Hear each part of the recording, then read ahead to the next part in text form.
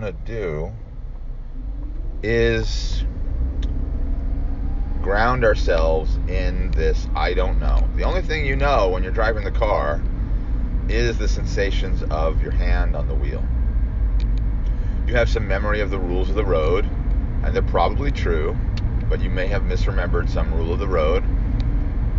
But you trust, that if it's a green light, it means go through, and if it's a red light, it means stop. If you start to doubt those things, you're going to have a hard time getting to work or to school. But we're letting those thoughts come in and out. We're not in a state of doubt about them. It's a different kind of doubt. It's a beginner's mind doubt, where you're accepting certain givens, but you're devoting a large portion of your attention to the present moment, which isn't really focusing on those rules of the road. Now, this applies to driving, but you can apply it to anything. The idea is to reserve part of your awareness to be in the upper right, even while you're in the upper left. The way you do that is you're vigilant to see if you're grasping to have or remove an image or a situation or object that would enhance the positive image or bring upon or maintain the negative image. These are all motor plans, and that's going to happen, but you don't have to invest your belief in it. And the way you can reduce your belief in it is to simply focus on I don't know. I don't know whether these thoughts are being produced by me. I don't know whether they're particularly helpful or not helpful. If they lure me in and remove me from the present moment and have me project into some wonderful or less than wonderful future, they may or may not be helpful to me. But certainly, when you're trying to change lanes, as I'm doing now, the prediction of, if I do this, I will crash into that car, is a very useful bit of information to have appear. But if you're in a conversation with a girl or a boss and you're saying, oh no, if I stutter, I'm going to totally blow this interview or this date, then it's overloading your limbic system. So it's all a question of when. Which brings me to one of my favorite quotes, an old commercial for wine, where the statement is, there will be no wine before it's time. And I think what can happen, particularly in any kind of medical treatment or therapy for stuttering or anything else, is a impatience. This happens in people who are looking to awaken spiritually also. There's an impatience. There's a request for removal of the defects or the fear, but it's not a sincere request insofar as that it's conditionally self-loving.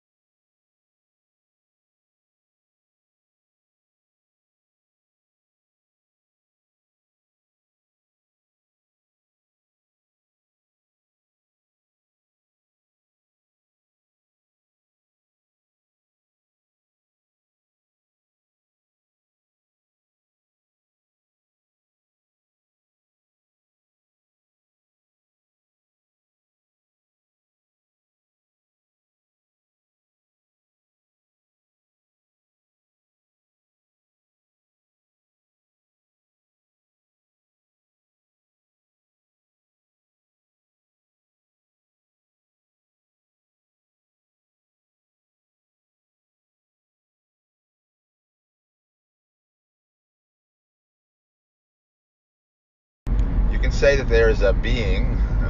It could be in your brain, it could be in the heavens, I don't know where it is, but it's just looking to see how much is this person accepting themselves and what conditions are they putting on self-acceptance. And if they're putting conditions on there, then it's not going to be necessarily helpful for them to achieve exactly what they want. Or if they get what they want, it'd be helpful to give them some other obstacle because they haven't learned the primary lesson of unconditional self-love.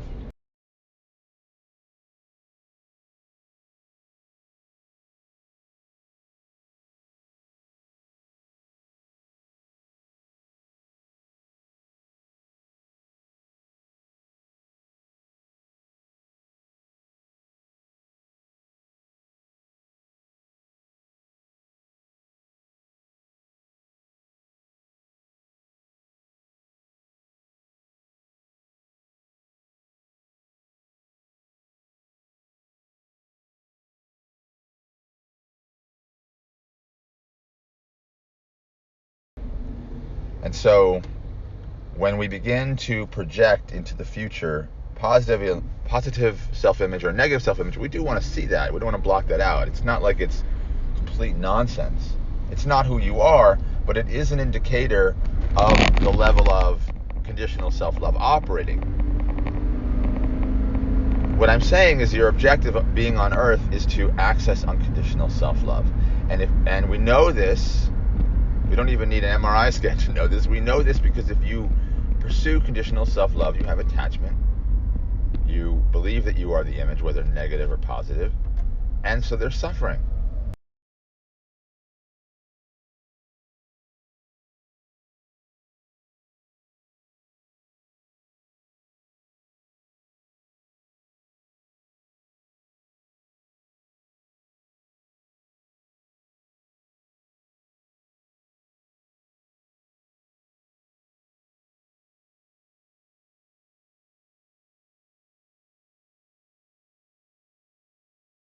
Therefore, it seems pretty clear, the simplest explanation, if you want to use Occam's razor, is that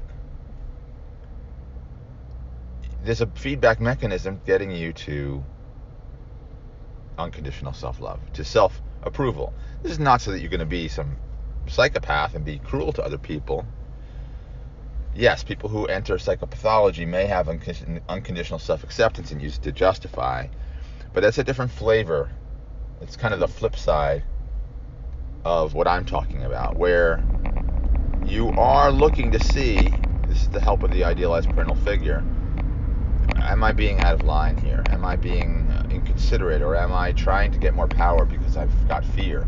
Or do I truly accept myself?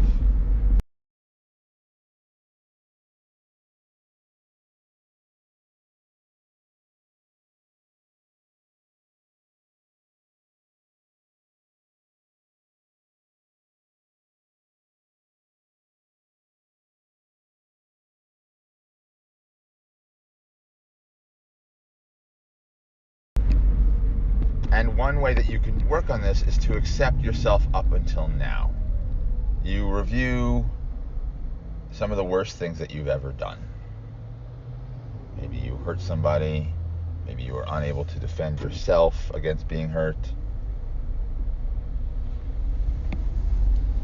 Maybe you were taken advantage of. Maybe you lack certain skills to give yourself the life that you want. All that stuff. And you're like, can I accept that? Am I humble that I don't know whether those things are good or bad? Am I forgiving and accepting of all the things that I have done, with knowing that my intention is to be a kinder, less fearful person?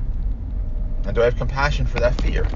And then, if you do, then you're no longer asking God to remove your fear, or circumstances or motor planning to remove your fear. You're not even asking your fear to be removed. You're simply sending love to your fear that's there, and then your fear doesn't have to go. The limbic system calms down and says, oh, I don't need some motor plan or prediction to remove fear, because fear is suddenly not a problem.